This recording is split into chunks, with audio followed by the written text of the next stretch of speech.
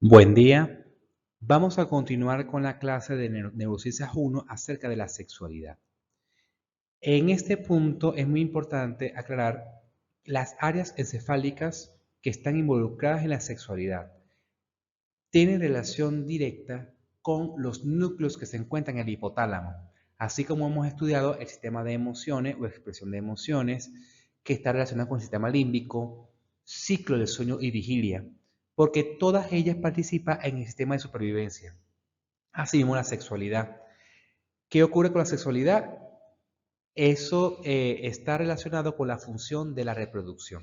Entonces, esa va a ser su finalidad. Por esa razón está involucrada el sistema de la maternidad, ¿sí? De la orientación sexual, entre otras. Entonces, tenemos una definición del sexo, ¿ok? Que hay que tomar en cuenta a la hora de, en un futuro, cuando veamos psicopatología, que se define de los trastornos sexuales. Entonces, tenemos los cromosomas autosómicos, ¿sí? Que son las X, que son 22 pares de cromosomas autosómicos y un par sexual, que sería el cromosoma 23. XX en el caso de la mujer, XY en el caso de los hombres. ¿Qué ocurre? A nivel embrionario y luego fetal, los órganos genitales externos son indiferenciados. Se puede transformar tanto en pene como en vagina, por ejemplo, ¿sí? Sexuales externos, y que va a depender del cromosoma sexual del cual se encuentran las células de ese feto para poder diferenciar en vagina, si en el caso de XX, y XY en el caso del pene y los testículos, y las XX en el caso de los ovarios. ¿Qué ocurre? En el cromosoma Y existe un gen que se llama el gen SRY, que es el factor determinante del testículo. Como en los niños contiene a nivel fetal, ¿sí? Durante el embarazo, contiene el cromosoma XY, ¿ok? Sexual masculino, entonces este órgano diferenciado se convierte en pene, bolsa escrotal y testículo. Si el cromosoma Y no está y está el cromosoma X, entonces los dos cromosomas X sexuales está en ausencia o no hay el gen SRY. Entonces, naturalmente, el órgano diferenciado sexual externo se diferencia en vagina. Es como que si la tendencia a la desarrollo sexual fenotípico externo, fenotípico es lo visible, externo se desarrolla hacia la vagina. Pero como hay presencia de cromosoma Y, entonces este gen hace de que este órgano indiferenciado se transforme en pene, en vagina y el desarrollo del testículo. Recuerda que los testículos se encuentran por fuera, ¿sí? En la bolsa escrotal, mientras que los ovarios se encuentran dentro de la pelvis, o sea, de la cavidad abdominal. Entonces aquí se introduce la definición del sexo. Existe un sexo cromosómico y un sexo fenotípico. El sexo cromosómico define los cromosomas sexuales, XX para las niñas, XY para los niños. Y el sexo fenotípico es lo que se evidencia de los órganos sexuales, ¿ok? Pene, testículo y bolsa escrotal en el caso de los niños y vagina en el caso de las niñas, ¿sí? Entonces, para identificar el sexo fenotípico, entonces se hace ver el órgano fenotípico sexual externo y que hay personas que cuando visualizan su órgano sexual fenotípico, entonces se siente identificado como niño o como niña. Tanto identificación de la percepción sexual de que soy niño o niña según mi órgano genital, como el constructo social en cuestión de la vestimenta, en cuestión de que como nació con los genitales masculinos y femeninos se identifica como o que el constructo social sea femenino y masculino, ¿ok? Por la crianza y un conjunto de cosas a nivel cultural. Entonces hay ciertas definiciones que hay que tomar en cuenta, ¿sí? En el tema de sexualidad. Tenemos la identidad sexual, la orientación sexual y el género. La identidad sexual es la percepción consciente de que tiene un individuo de su sexo fenotípico. O sea, si el hombre tiene un pene, se identifica como hombre porque tiene pene. ¿Ok? Y esa es su identidad sexual. En el caso de las niñas y las mujeres, como ven que tiene vagina, entonces se identifica como mujer por su órgano genital externo. ¿Ok? Aparte de los órganos de desarrollo sexual secundario, como el vello púbico, ¿sí? El desarrollo de los senos, entre otros, que identifica a un hombre o a una mujer. Hay personas que fenotípicamente tienen el órgano sexual desarrollado, bien sea masculino o femenino, pero su identidad sexual es otra, porque no se siente conforme con su cuerpo y su órgano genital del cual fue desarrollado. Entonces puede producir lo que se genera una disforia de género por la alteración de la identidad sexual. Ahora, la disforia de género en realidad está relacionada con el constructo social, porque socialmente, como saben que la persona nació con un pene y se desarrolla físicamente como hombre o como mujer, también el constructo social hace de que haya una disforia de género, al cual también haya una alteración de la identidad sexual. La persona no se siente identificada según el fenotipo del cual fue desarrollado y socialmente también no hay una aceptación de la persona que sea identificada como hombre o mujer que no se relaciona con los órganos genitales y su cuerpo. ¿Ok? La orientación sexual tiene que ver con la experiencia cognitiva de las emociones y atracciones asociadas con las relaciones sexuales. Entonces, cuando un hombre o una mujer le atrae el sexo opuesto, entonces su orientación sexual sería heterosexual. Pero si la persona le atrae el mismo sexo, entonces sería homosexual. ¿Sí? Que actualmente no se considera un trastorno mental. Y el género es una percepción subjetiva que tiene un individuo de su sexo y su orientación sexual. Es un constructo social, pero más que orientación sexual también tiene que ver con la identidad sexual. Cuando hay alteración de la identidad sexual que produce malestar en el género, del constructo social y de sí mismo como identidad sexual, entonces forma parte de un trastorno sexual mental que sería disforia de género. ¿Qué ocurre en el amor con las neurociencias? Recuerden que amor es un sentimiento y alegría, tristeza es una emoción. El amor, por ser un sentimiento, entonces dura largo tiempo, la expresión autonómica y somática, la activación autonómica es menos intensa, ¿sí? Y se activan otras áreas corticales o cerebrales diferentes al sistema límbico, que es de la expresión de las emociones. Entonces, su función es la efectividad del rol de la pareja y de la paternidad para perpetuar la reproducción. Se activa el sistema de recompensa y refuerzo. Recuerda que está involucrada, si el sistema de recompensa, la corteza cingulada.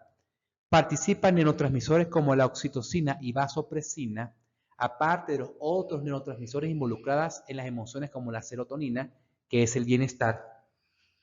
Y hay regiones encefálicas encargadas de regular la interacción social que se podrían inhibir. ¿Qué quiere decir? Recuerden que la corteza prefrontal se activa cuando hay inhibición social. O sea que no realiza actos porque eso es, digamos, inapropiado desde el punto de vista social. Como relajación de esfínter, vesical y anal, o también cuando la persona tiene rabia y que no la puede expresar porque socialmente es inadecuado, cuando se activa el sistema límbico, pero predomina la expresión y la actividad de la corteza prefrontal, específicamente órbito frontal y ventromedial. ¿Sí?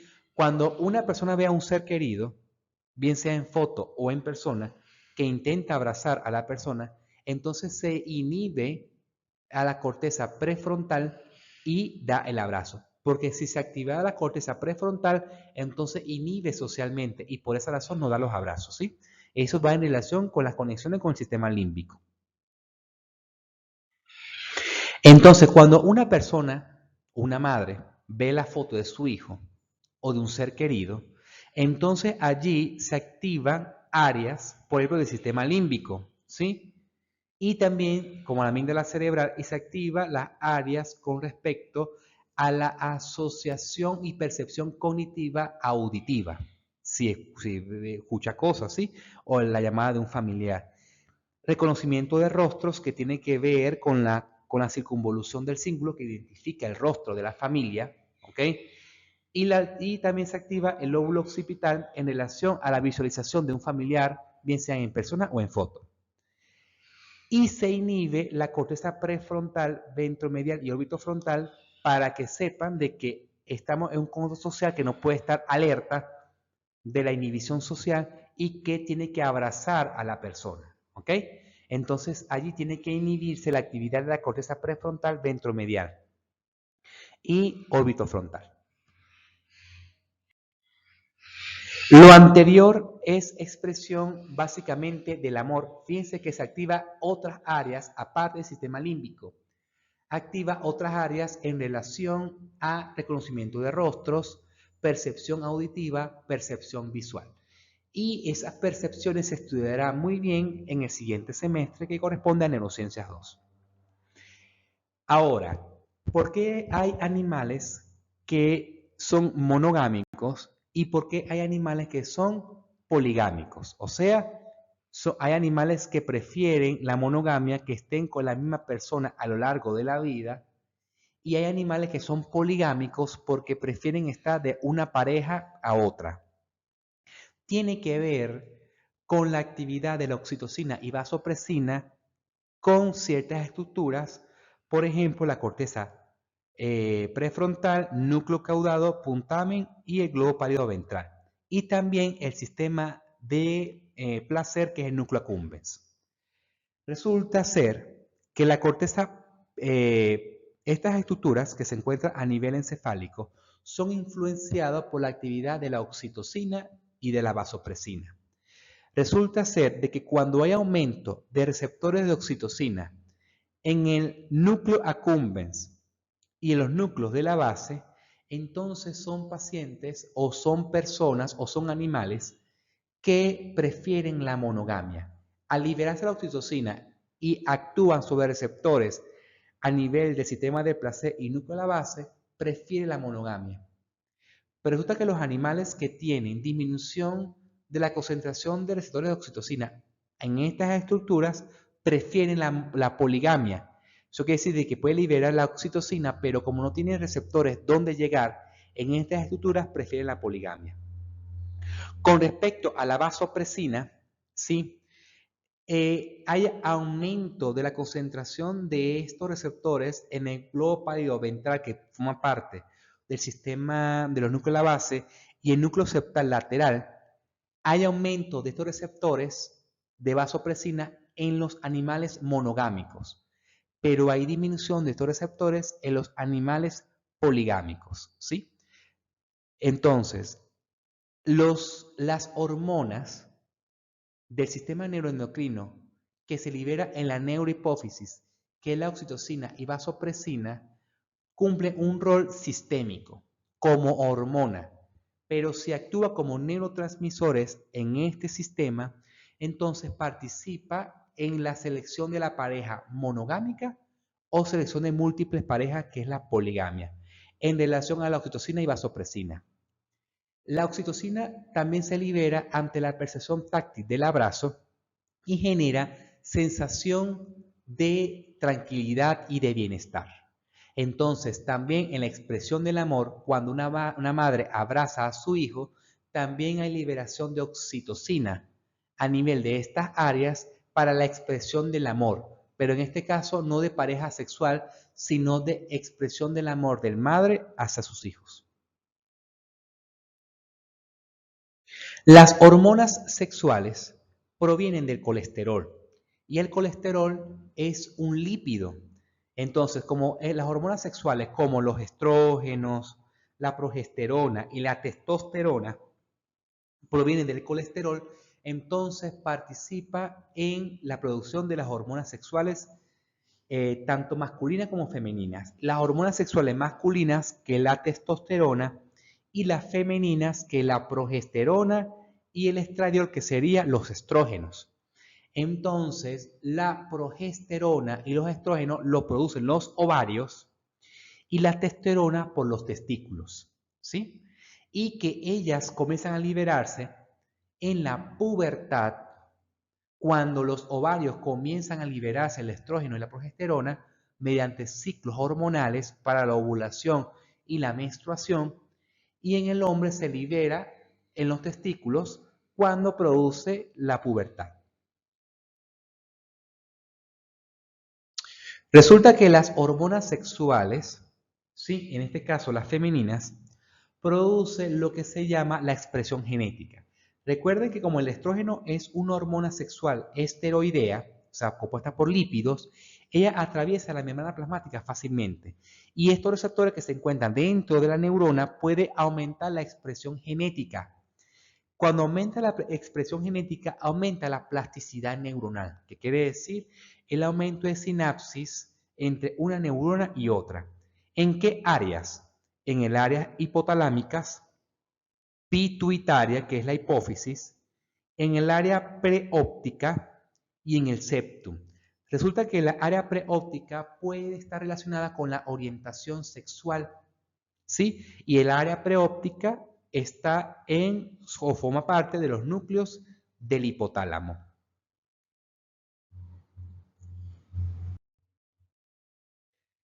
Recuerden que también la sexualidad tiene que ver con la maternidad.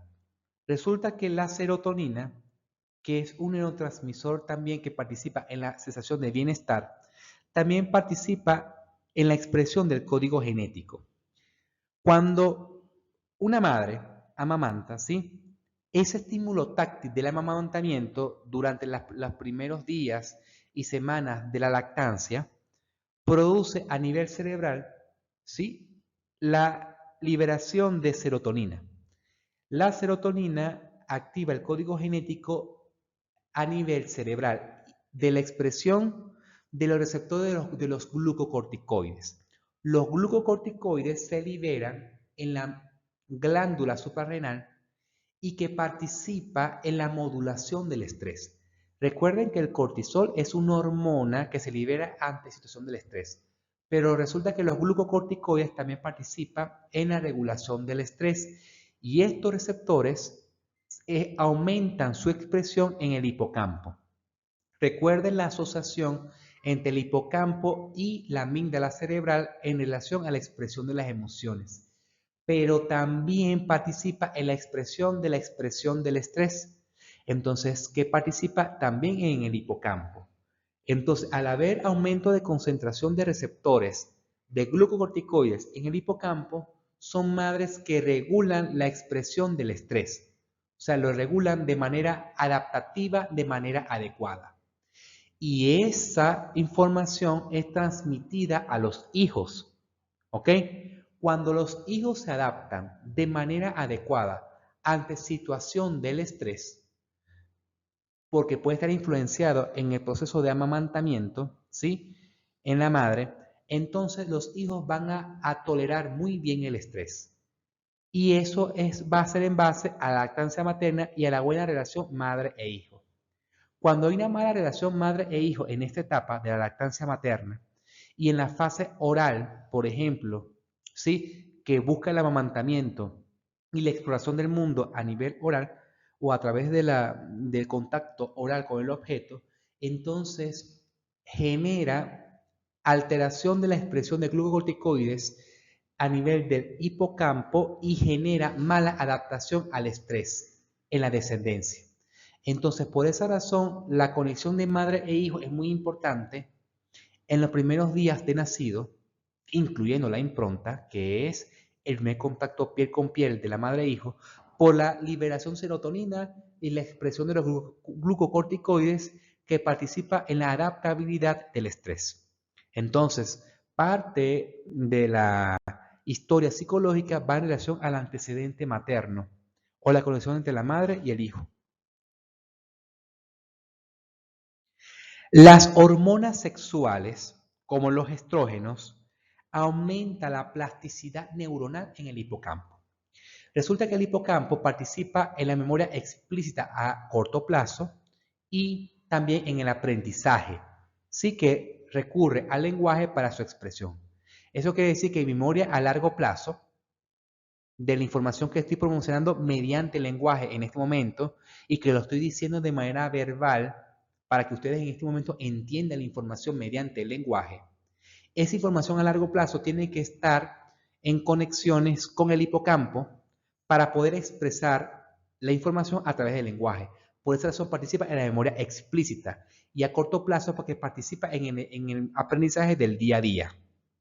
Resulta que para mejorar el aprendizaje o que el aprendizaje sea más efectivo en el hipocampo, depende, aparte de la disminución del cortisol, disminución del estrés, que aumenta allí al disminuir el estrés o se adapta mejor al estrés, a la expresión de los glucocorticoides, ¿sí? Y disminución del cortisol o la actividad de cortisol en el hipocampo, favorece la plasticidad neuronal, quiere decir, favorece los números de sinapsis entre una neurona y otra en esta zona. Recuerde que el hipocampo forma parte del lóbulo temporal medial. También participa en la plasticidad neuronal cuando hay aumento de los estrógenos y de la progesterona, pero más el estrógeno en el hipocampo. Aumenta la espina sináptica a nivel de las dendritas y eso aumenta las conexiones con las conexiones entre una neurona y otra a través de los estrógenos, ¿sí? Del aumento de los estrógenos. Entonces, por esa razón, las mujeres postmenopáusicas que disminuye la concentración o liberación del estrógeno, ¿ok? Generan alteraciones, no alteraciones, cambios cognitivos porque puede haber disminución de la plasticidad neuronal en el hipocampo, que se considera hasta cierto punto normal. Cuando estas alteraciones cognitivas alteran su actividad diaria, como el trabajo y el estudio, entonces se convierte en un problema y se convierte en un trastorno cognitivo o neurocognitivo que lo veremos en el siguiente semestre. Entonces, también, así como las hormonas sexuales femeninas aumentan la plasticidad neuronal, también las hormonas sexuales masculinas, que es la testosterona, también aumenta la plasticidad neuronal en el hipocampo. ¿Sí? Entonces, disminución del cortisol, aumento de los receptores de glucocorticoides en el hipocampo y aumento de la producción de testosterona a nivel de los testículos de manera regular y normal, que hace que pueda aumentar la plasticidad neuronal o mantener la plasticidad neuronal y las conexiones sinápticas entre una neurona y otra en el hipocampo, que favorece la memoria explícita a corto plazo y el aprendizaje. Tiene que ver también con la testosterona, ¿ok? Y que la andropausia, que es la disminución de testosterona en la vejez, también puede participar en la disminución de la plasticidad neuronal en el hipocampo y puede cambiar, ¿sí? De alguna manera esta función cognitiva. Pero es un proceso normal y tiene un límite. Ahora bien, la activación del hipotálamo también está influenciado con ciertas hormonas como los andrógenos y los estrógenos.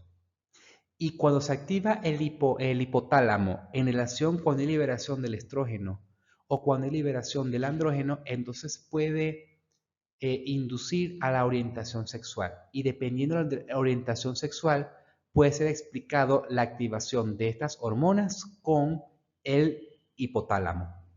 Ahora bien, cuando hay estrógeno a nivel sanguíneo, inyectado de manera experimental, ¿sí? En los seres humanos, y hay activación en el hipotálamo por los estrógenos, entonces hay atracción hacia una mujer. Quiere decir que cuando los estrógenos activa el hipotálamo, entonces eso se presenta en los hombres heterosexuales y en las mujeres homosexuales, es decir, lesbianas. ¿Ok? Porque el estrógeno activó el hipotálamo. Ahora bien, a pesar de que los estrógenos es una hormona sexual femenina, en los hombres se produce, pero en mínimas cantidades en relación a la testosterona. Ahora bien, cuando se inyecta andrógenos, que es una hormona sexual, derivado también del colesterol, pero se activa el hipotálamo, entonces la persona tiene preferencias sexuales con los hombres. Eso quiere decir que cuando se inyectan andrógenos en personas, ¿sí?, que le gustan los hombres, se activan en los hombres homosexuales y en las mujeres heterosexuales. Y ocurre lo mismo.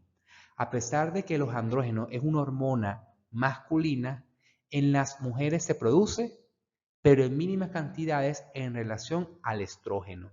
Eso quiere decir que la orientación sexual tiene que ver con activación hipotalámica en relación a la activación por hormonas como estrógenos y andrógenos, que son hormonas sexuales.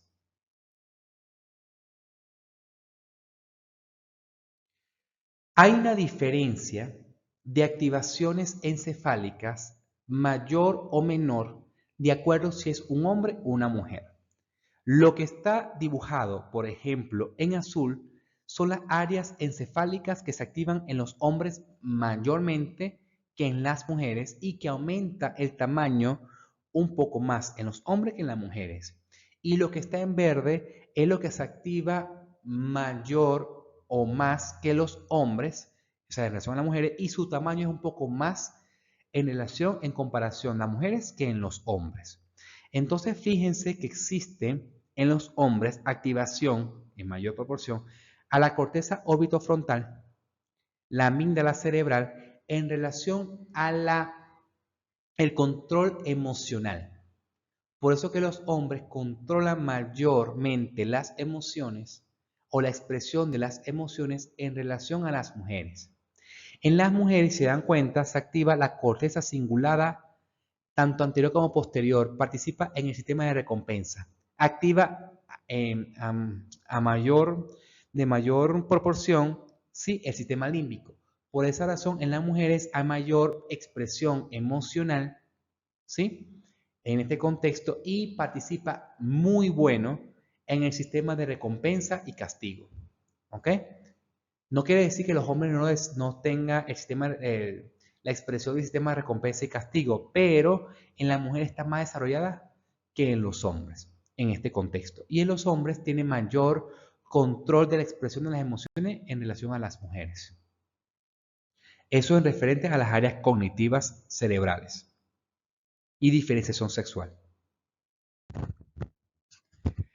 Resulta que la expresión de la emoción negativa, como la tristeza, recuerde que se encuentra en la amígdala cerebral. Pero aquí lo curioso es que se activa del lado derecho o izquierdo en relación del sexo, hombre o mujer. En el caso, cuando ve una fotografía que genera una emoción negativa como la tristeza, en los hombres se activa en el lado derecho de la amígdala cerebral. Mientras que ve la misma fotografía que genera una emoción negativa como la emoción de tristeza, en las mujeres se activa la amígdala cerebral izquierda. Como que la amígdala cerebral se lateraliza si es hombre o mujer. O sea, hay una diferencia cortical y a nivel de la amígdala cerebral en relación a la expresión de las emociones, si es hombre o mujer, y que puede activarse de mayor o menor actividad en relación si es hombre o mujer a expresión de las emociones, ¿sí? Se activa la corteza orbitofrontal o la corteza cingulada. Y eso es todo con respecto al tema de la sexualidad. Existen diferencias cognitivas en referente al sexo, diferencias conductuales en relación a la sexualidad, al sexo, que existe una definición de sexo cromosómico, sexo fenotípico, ¿sí?, que tenemos una definición que va más allá, ¿sí?, de solamente sexual en relación a la orientación sexual, al género y a la identidad sexual. Que cuando existe una disregulación o que no haya una buena relación entre la identidad sexual y el género, puede producir disforia de género, que tienen que ser tratados desde el punto de vista psicológico, dicha disforia de género, y que la idea es el fin de la neurociencia de la sexualidad es la reproducción. Hay que tomar en cuenta que falta el ciclo, ¿sí? El ciclo sexual con respecto para explicar ciertos trastornos sexuales, pero eso se verá en la clase de psicopatología.